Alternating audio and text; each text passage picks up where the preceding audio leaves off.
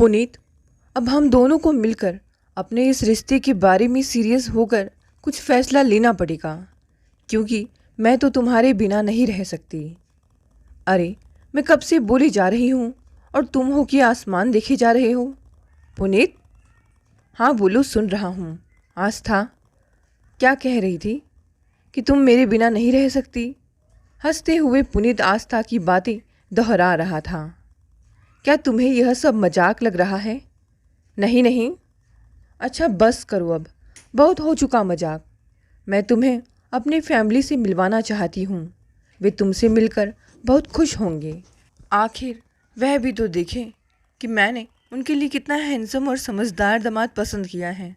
आस्था की बात पर पुनीत भले ही मुस्कुरा पड़ा, लेकिन उसे उसकी मम्मी डैडी से मिलने में बहुत संकोच महसूस हो रहा था कि जाने वे उससे मिलकर कैसे रिएक्ट करेंगे, क्योंकि कहाँ वे लोग और कहाँ पुनीत का परिवार।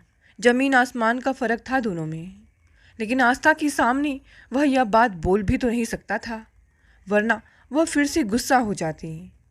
एक बार ऐसे ही पुनीत ने बोल दिया था कि क्या उसके मम्मी डैडी उनके रिश्ते को स्वीकारेंगे, तो गुस्से में नाक फुलाती हुई आस्था बोली थी, क्यों नहीं स्वीकारेंगे? सब कुछ तो है तुम्हारे पास, स्मार्ट भी बहुत हो, और सबसे बड़ी बात कि उनकी इकलौती बेटी तुम्हें पसंद करती है, तो फिर क्यों नहीं स्वीकारेंगे तुम्हें? बोलो। मेरी मम्मी डैडी मेरे लिए कुछ भी कर सकते हैं, सीना तानते हुए आस्था बोली थी।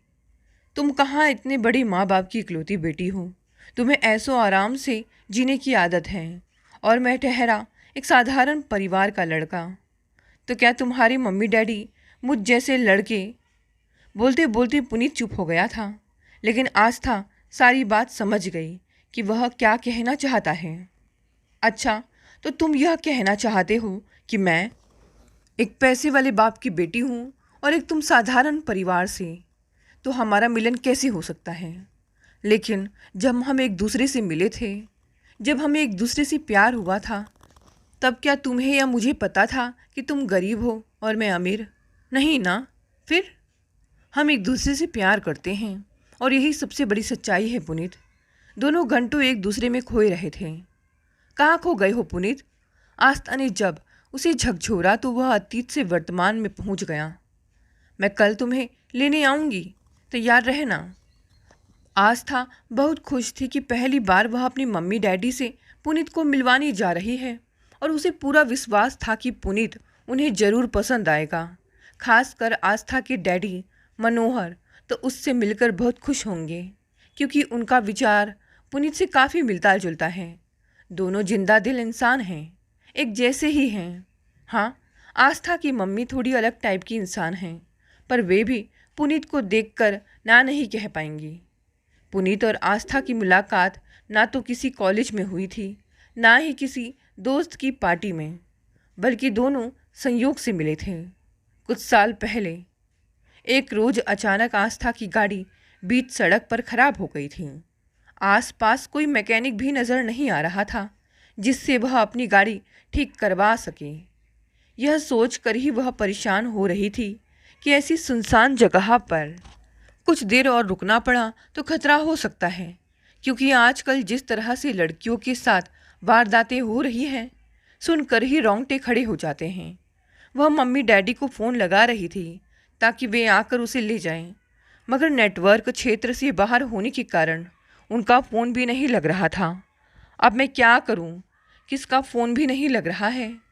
अपने आप में ही बुदबुदाते हुए आस्था इधर उधर देखे ही जा रही थी कि शायद कोई उसकी मदद के लिए आ जाए, मगर कोई भी ऐसा इंसान नहीं दिख रहा था जिसे वह मदद के लिए पुकारे।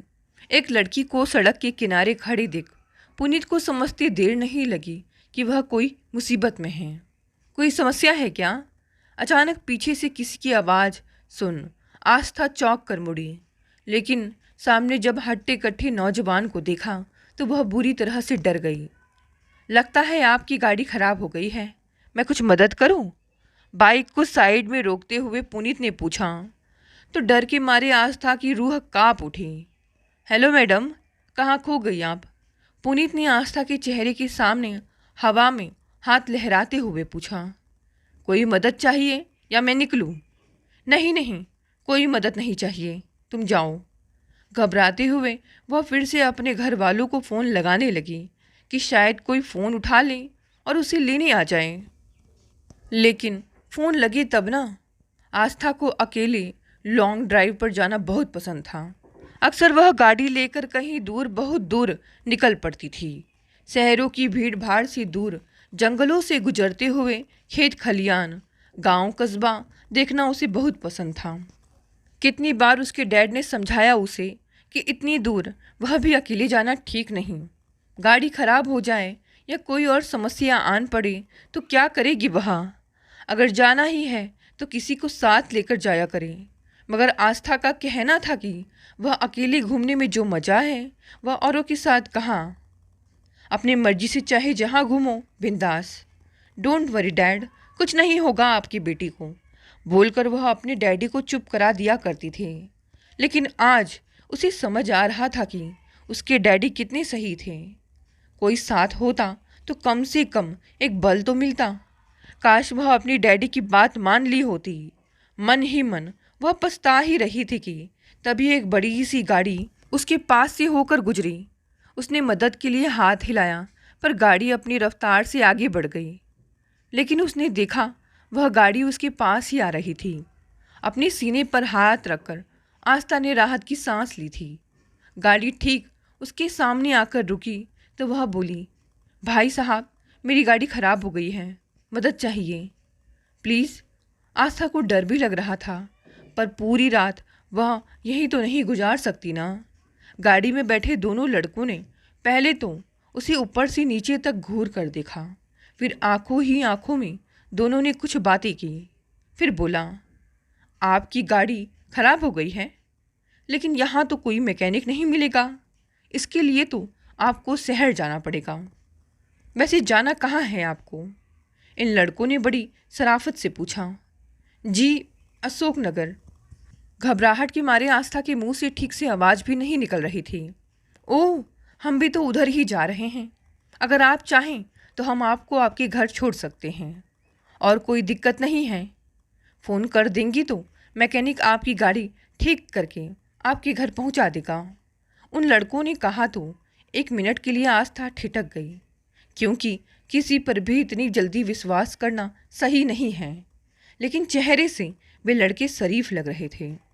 अगर मैं इनके साथ नहीं गई तो क्या पता फिर कोई मदद करने वाला मिले ना मिले। अंधेरा भी गहराने लगा है, यह जगह भी बहुत सुनसान लग रहा है, इसीलिए इनके साथ चले जाना ही उचित रहेगा।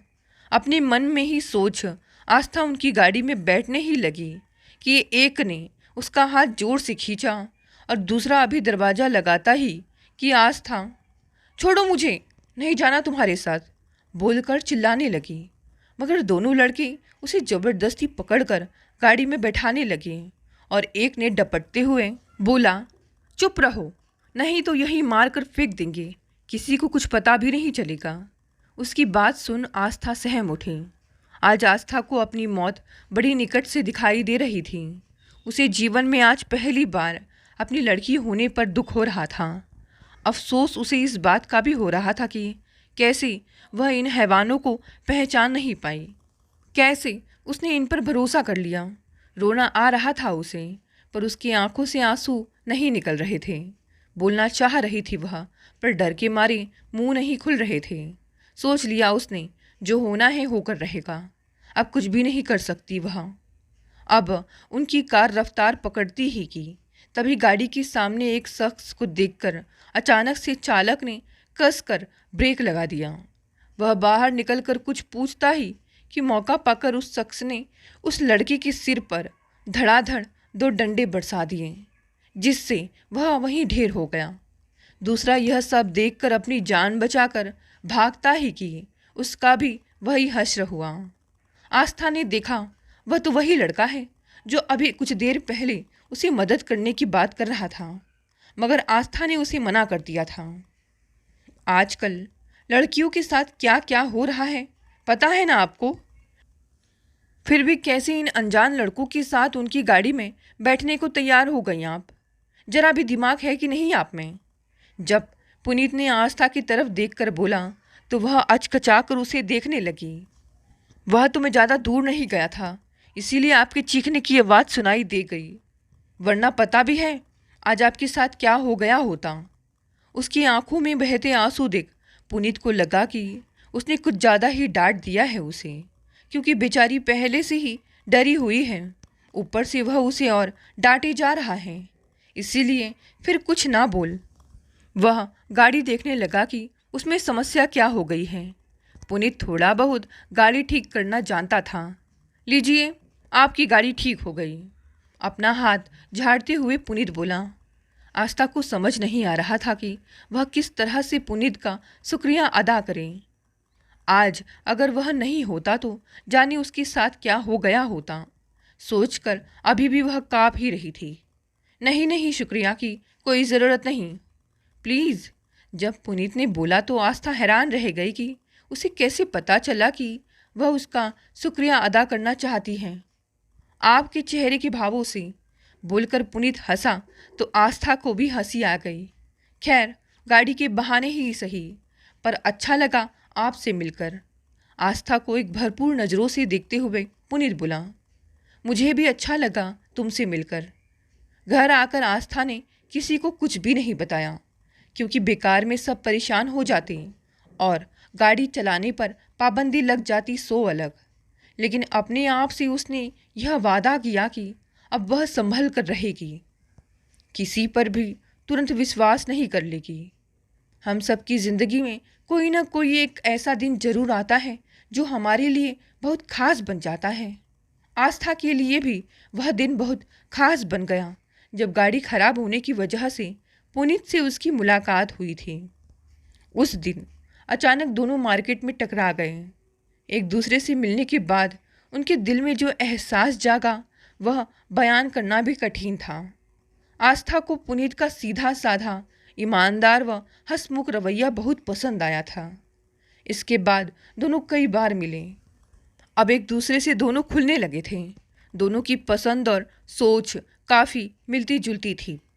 आस्था की तरह पुनीत भी अन्याय बर्दाश्त नहीं कर सकता था। बेकार में लोगों की चापलूसी करना पुनीत को भी नहीं पसंद था। वह भी ज़रूरतमंद लोगों की मदद के लिए हमेशा खड़ा रहता था। दोनों की पसंद नापसंद इतनी मिलती जुलती थी कि उन्हें लगता दोनों एक दूसरे के लिए ही बने हैं। कुछ महीनों की दोस्ती में उन्हें लगने लगा कि उन्हें एक दूसरे की आदत सी हो गई है। वे एक दूसरे से बिना मिले एक दिन भी नहीं रह सकते। अब यह कहना गलत नहीं होगा कि दोनों एक दूसरे की ओर आकर्षित होने लगे थे। पुनीत का साथ पाकर आस्था को लगता जैसे जीवन में उसे क्या कुछ मिल गया हो। पुनीत की सोच और उसकी बात करने का अंदाज आस्था को बहुत पसंद आता था। पूछती कि वह इतना अच्छा कैसे बोल लेता है, कहाँ से आते हैं उसके पास इतने अच्छे अच्छे शब्द। तो पुनीत कहता, अनुभव से। जिंदगी इंसान को सब कुछ सिखा देती है, बोलना भी। आस्था ने तो अपने भावी जीवन साथी के रूप में पुनीत को देख लिया था। जानती थी डैडी को मनाना मुश्किल नहीं होगा, पर मम्मी को मनाना थोड़ा कठिन है। लेकिन उसे विश्वास था कि पुनीत को देखकर वह भी मान जाएंगी। पुनीत को इस बात का कोई डर नहीं था, क्योंकि उसे पता था उसके माता पिता तो सिर्फ अपने बेटे की खुशी चाहते थे, मगर पुनीत को अपनी दोनों बहनों की फिक्र थी। घर में खाने वाले 5 जन थे, पर कमाने वाला सिर्फ एक, यानी उनके पापा थे। कई बार पुनीत ने कहा भी था कि अब वह कहीं नौकरी ढूंढ लेगा, क्योंकि कब तक वह अकेले अपने कंधे पर पूरे घर की जिम्मेदारी ढोते रहेंगे। पर पुनीत के पापा का कहना था कि वह सिर्फ अपनी पढ़ाई पर ध्यान दें। उनका सपना था कि उनका बेटा अपने आगे की पढ़ाई विदेश जाकर करे, और इसीलिए वह पुनीत को घर की झंझटों से दूर रखना चाहते थे। आस्था अपने और पुनीत के बारे में अपने मम्मी को बताती उससे पहले ही एक लड़के की फ़ोटो दिखाकर वह कहने लगी कि यह उसकी अमेरिका वाली सहेली का बेटा है और वह इससे आस्था की शादी करना चाहती हैं। पर मम्मी, मैं इससे शादी नहीं करना चाहती, क्योंकि मैं किसी और से प्यार करती हूँ, कहकर आस्था ने अपने और पुनीत के बारे में शिल्पा को सब कुछ बता दिया। आस्था की बात पर उसके डैडी मनोहर को तो कोई ऐतराज़ नहीं हुआ, पर उसकी मम्मी शिल्पा भड़क उठी, यह बोलकर कि पहले वह उस लड़के से मिलना चाहती है, फिर फैसला करेगी कि वह आस्था के लायक है भी या नहीं। आस्था को पूरा विश्वास था कि उसकी मम्मी को पुनीत जरूर पसंद आएगा, क्योंकि वह इतना अच्छा इंसान जो है। इधर पुनीत अभी भी इस दुविधा में था कि क्या आस्था की मम्मी डैडी उसे स्वीकारेंगे अगर उन्हें वह पसंद नहीं आया तो। लेकिन आस्था की जिद के आगे उसकी एक ना चली और उसे उसके साथ जाना ही पड़ा। रास्ते भर आस्था पुनीत को समझाती रही कि उसे उसकी मम्मी डैडी से कैसे और क्या बोलना है, उसे किस तरह उनकी मम्मी डैडी को इम्प्रेस करना है। लेकिन फिर भी पुनीत के दिल में एक दुखी लगी हुई थी कि कहीं उन्हें पसंद ना आया तो, कहीं वह उन्हें इम्प्रेस नहीं कर पाया तो। वह बहुत घबराया हुआ था। मगर आस्था के पापा मनोहर से मिलकर उसे ऐसा लगा ही नहीं कि वह उनसे पहली बार मिल रहा है। कुछ ही देर में वह मनोहर से ऐसे घुल मिल गया कि पूछो मत। पुनीत जैसे जिंदा दिल इंसान से मिलकर मनोहर भी बहुत खुश हुए। मज़ा आ गया उन्हें तो पुनीत से मिलकर। बहुत दिनों बाद मनोहर को कोई अपने जैसा इंसान मिला था। लेकिन शिल्पा आंखों ही आंखों में पुनीत को तौल रही थी कि वह उसकी बेटी के लायक है या नहीं। उसका साधारण पहनावा ओढ़ावा, बात करने का अंदाज, कहीं से भी वह उसकी बेटी के लायक नहीं लग रहा था। लेकिन वह कुछ बोली नहीं, क्योंकि पहले वह पुनीत और उसके परिवार के बारे में जान लेना चाहती थी। जैसे कि उसके घर में कौन कौन है, पिता क्या करते हैं, माँ क्या करती हैं, लड़के का चरित्र कैसा है, कहीं परिवार का कोई क्रिमिनल रिकॉर्ड तो नहीं। जैसे तमाम सवालों का जवाब जानने के लिए शिल्पा ने एक डिटेक्टिव एजेंसी हायर कर लिया। जांच के बाद पता चला कि पुनीत बहुत ही साधारण परिवार का लड़का है। पिता की एक साधारण सी नौकरी है जिससे घर खर्च और बाकी भाई बहनों की पढ़ाई लिखाई हो पाती है। माँ गृहिणी है, अपना घर नहीं है और वे किराए के मकान पर रहते हैं। पुनीत अपनी खुद की पढ़ाई का खर्चा बच्चों को ट्यूशन पढ़ाकर निकाल लेता है। वह स्कॉलरशिप के लिए अप्लाई कर चुका है। लड़के का चरित्र खराब नहीं है, यह भी बताया डिटेक्टिव एजेंसी वालों ने। जब भी पुनीत का हंसता मुस्कुराता चेहरा आस्था की आंखों के सामने आता, वह उससे मिलने को बेचैन हो उठती थी। अक्सर वे एक दूसरे के ख्यालों में खो जाते और सोचते कि काश एक बार फिर मिल जाएं। औकात देखी है, चले हैं मेरी बेटी से शादी करने का सपना देखने। अपने अधर को टेढ़ा करते हुए शिल्पा मन ही मन बोली, चरित्र तो अब मैं तुम्हारा खराब करूँगी, वह भी अपनी बेटी के सामने। अरे तुम बाप बेटी उतना नहीं कमा लेती होगी एक महीने में जितना मेरी बेटी का एक दिन का खर्चा है। क्या सोचा पैसे वाली लड़की को फंसा कर पूरी उम्र मौज करोगी? खुद का खर्चा तो चलता नहीं होगा। रोटी पर सब्जी नदारत और चले हैं मेरी बेटी से शादी का सपना देखने। मन तो किया उसका अभी जाकर आस्था को सब बता दे, कहे कि वह लड़का तुमसे नहीं बल्कि तुम्हारे पैसों से प्यार करता है। पर वह कहेगी आपके लिए पैसा ही सब कुछ है, प्यार का कोई मोल नहीं है आपकी नज़रों में। जो भी हो, पर मैं पुनीत से प्यार करती हूँ और शादी भी उसी से करूँगी, समझ लो आप। और फिर शिल्पा कुछ नहीं बोल पाएगी।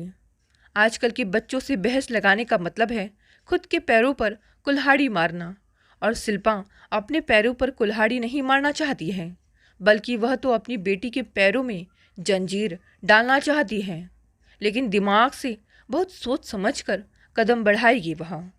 मनोहर से तो कुछ उम्मीद ही नहीं कर सकते, क्योंकि वे तो हर हाल में अपनी बेटी आस्था का ही साथ देंगे। उनका मानना है कि किसी पर जोर जबरदस्ती सही नहीं, सबको अपनी तरह से जीने का हक है। और इसमें कोई दो राय नहीं है कि वह अपनी बेटी आस्था से बहुत प्यार करते हैं, कुछ भी कर सकते हैं उसके लिए। लेकिन शिल्पा इतनी पागल नहीं है कि वह अपनी बेटी का अच्छा बुरा ना देख पाए। वह कभी भी पुनीत से आस्था की शादी नहीं होने दे सकती। शिल्पा को तो पुनीत फूटी आंख नहीं सुहाया था। मन तो किया था उसका नौकरों से धक्के मरवा कर उसे घर से बाहर फिकवा दे और कहे कि यही उसकी असली जगह है। लेकिन बेटी की खातिर वह खून का घुट पीकर रह गई थी। पुनीत से मिलने के बाद शिल्पा के मन में एक बौखलाहट भर गई, यह सोचकर कि अगर कहीं आस्था ने पुनीत से शादी करने की जिद पकड़ ली तो वह क्या करेगी? समाज में उसकी इज्जत और मान्य मर्यादा का क्या होगा? लोग तो हंसेंगे उस पर और कहेंगे कि बड़ी पैसे वाली बनती है, तो बेटी की शादी एक ऐसे लड़के से क्यों कर दी जिसका अपना एक घर भी नहीं है। शिल्पा किसी भी तरह से पुनीत से अपनी बेटी को दूर करना चाहती थी और इसके लिए वह कोई भी रास्ता अपनाने को तैयार थी।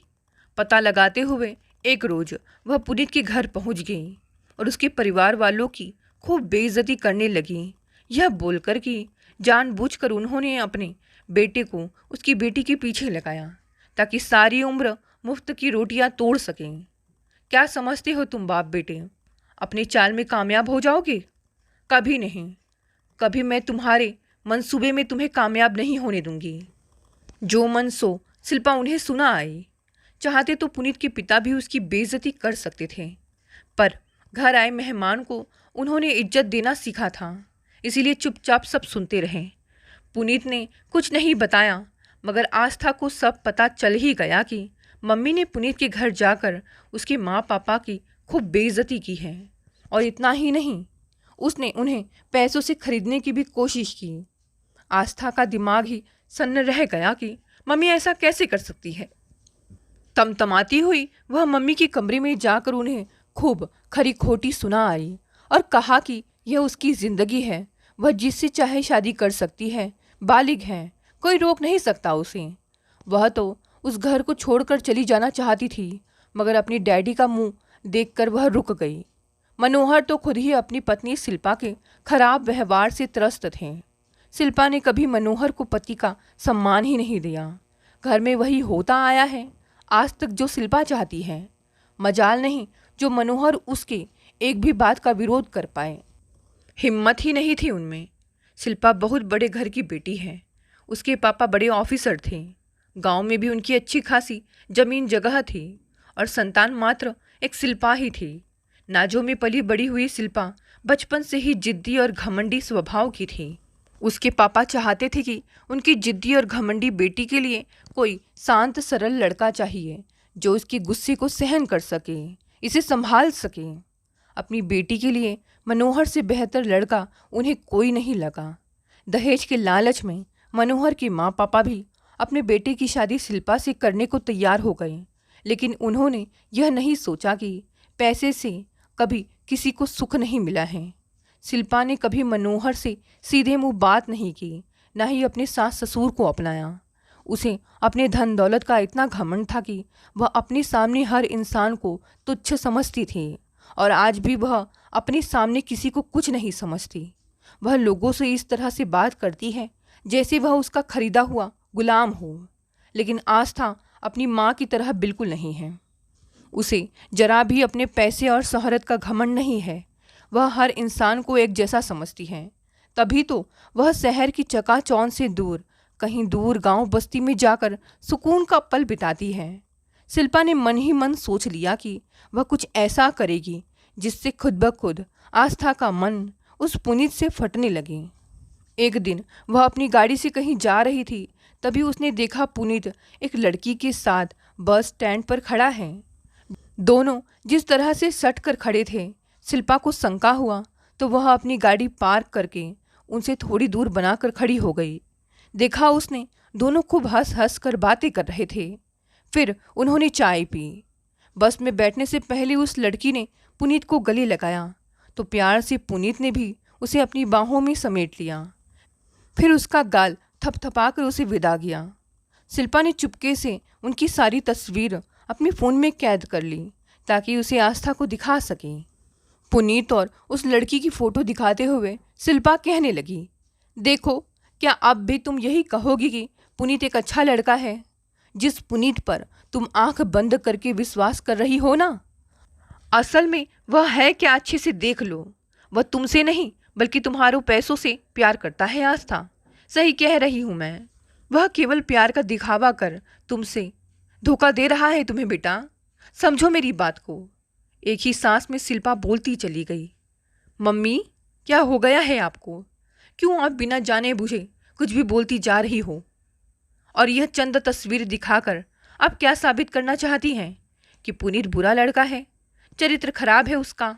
तो आप गलत हो मम्मी, क्योंकि यह लड़की पुनीत की चाचा की लड़की है जो यहाँ बैंक के जॉब के लिए परीक्षा देने आई थी और पुनीत उसे बस में छोड़ने गया था। बस पैसा ही दिखता है आपको। क्या पैसा ही इंसान के लिए सब कुछ होता है मम्मी? और आपको क्या लगता है पुनीत मेरे पैसे के लिए मुझे प्यार करता है? तो आप गलत हो। नहीं चाहिए मुझे आपका एक भी पैसा। मैं अपने पुनीत के साथ हर हाल में खुश रह लूँगी। बोलकर आस्था अपने कमरे में जाकर अंदर से दरवाज़ा लगा दिया। तंग आ चुकी थी वह मम्मी की हरकतों से। जब देखो पुनीत की कोई ना कोई बुराई निकालकर अनाप शनाप बोलने लगती थी। हरदम यह जतलाने की कोशिश करती कि पुनीत किसी भी तरह से उसके लायक नहीं है और उसका परिवार भी एकदम मरा टूटा है। तो कैसे वह उस घर में सुखी रह पाएगी? शिल्पा चाहती थी आस्था उसकी सहेली के बेटे शेखर से शादी करके अमेरिका शिफ्ट हो जाए। इसीलिए वह आस्था पर इस बात का दबाव बनाती कि वह कुछ वक्त शेखर के साथ गुजारे, उसके साथ घूमे फिरे, उसे वक्त दे। मगर आस्था को शेखर जरा भी अच्छा नहीं लगता था, पर शिल्पा की जिद के कारण उसे उसके साथ बाहर घूमने जाना पड़ता था।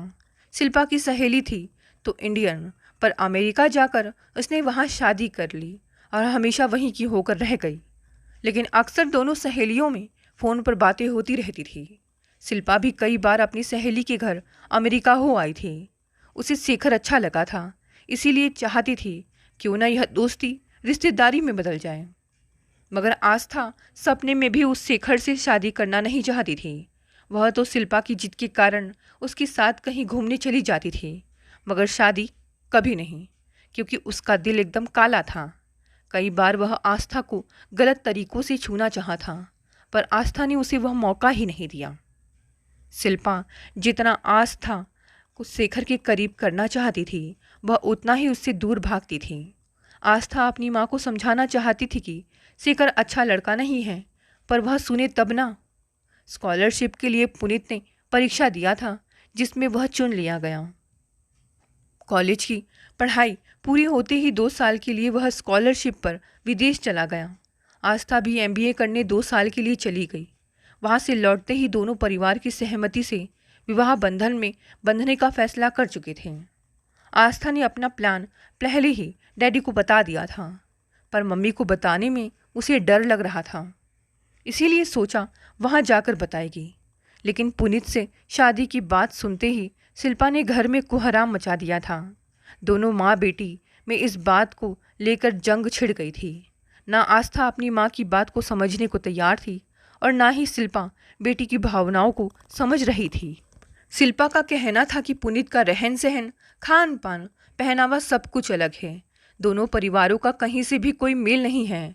वह कैसे निभाएगी पुनीत के साथ? और तो और दोस्त रिश्तेदार में उनकी हंसी उड़ेगी। लोग कहेंगे कि अपनी इकलौती बेटी की शादी हमने अपने से छोटे परिवार में कर दी। लेकिन आस्था अपनी माँ की एक भी बात सुनने को तैयार नहीं थी। उसका कहना था कि वह मर जाएगी, पर पुनीत के सिवा किसी और से शादी नहीं करेगी। शिल्पा को एक यह भी डर सताने लगा था कि आस्था बालिग है, अपनी मर्जी से जिससे चाहे शादी कर सकती है, वह रोक नहीं पाएगी उसे। मगर वह भी हार मानने वाली नहीं थी। उसने आस्था को पुनीत से मिलने पर रोक लगा दी। उसका अकेले कहीं आने जाने पर भी पाबंदी लगा दिया गया। फ़ोन पर वह किससे कितनी देर बात करती है, उस पर भी नज़र रखा जाने लगा। घर के बाहर भी सख्त पहरा लगवा दिया ताकि पुनीत घर के आसपास मंडरा ना सके। आस्था अपने ही घर में कैद होकर रह गई थी। शिल्पा का कहना था जब तक वह शेखर से शादी के लिए नहीं मान जाती, उसे ऐसे ही रहना होगा। आस्था चाहती तो अपनी माँ की हर बात का जवाब दे सकती है, घर से भागकर पुनीत से शादी कर सकती थी, मगर वह केवल अपने डैडी का मुंह देखकर चुप रह गई। जानती थी उसके बाद मम्मी उनका जीना हराम कर देंगी। ऐसे ही बोलती रहती है कि मनोहर ने ही आस्था को बिगाड़ रखा है, वरना क्या उसकी इतनी हिम्मत थी कि वह पुनीत जैसे लड़के से प्यार करने की ज़रूरत करती। उस रोज़ शेखर का जन्मदिन था। शिल्पा, मनोहर और आस्था उस पार्टी में स्पेशल गेस्ट थे।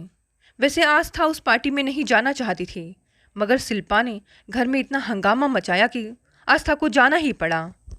पार्टी शहर के सबसे बड़े होटल में रखी गई थी। उस पार्टी में शहर के बड़े बड़े लोगों के अलावा अमेरिका से शेखर के कुछ दोस्त भी आए थे, जिसे वह आस्था से मिलवा रहा था। शिल्पा चाहती थी कि किसी तरह आस्था शेखर को पसंद करने लगे और उस पुनीत को भूल जाए तो सब ठीक हो जाएगा। इसीलिए ज़बरदस्ती फोर्स कर उसने शेखर के साथ उसे डांस करने को मजबूर किया। एक ज़रूरी फ़ोन कॉल के कारण पार्टी के बीच में ही शिल्पा को जाना पड़ा, लेकिन उसने कहा कि वह जल्द ही आएगी। पार्टी देर रात तक चली। डांस के बाद शेखर ने आस्था को ड्रिंक ला कर दिया, जिसे ना चाहते हुए भी उससे पीना पड़ा। लेकिन ड्रिंक पीते ही आस्था को मदहोशी छाने लगी और वह वहीं सोफे पर ही लुढ़क गई। शेखर का इरादा आस्था को लेकर नेक नहीं था, यह बात पुनीत पहले से ही जानता था, तभी तो वह उस पार्टी में किसी तरह शामिल हो गया था। शेखर को उसने आस्था को कमरे में ले जाते हुए देखा और वह उसे किस कमरे में लेकर गया पता नहीं चल रहा था। तभी होटल के एक कमरे के बाहर उसे आस्था का ब्रेसलेट पड़ा दिखाई दिया।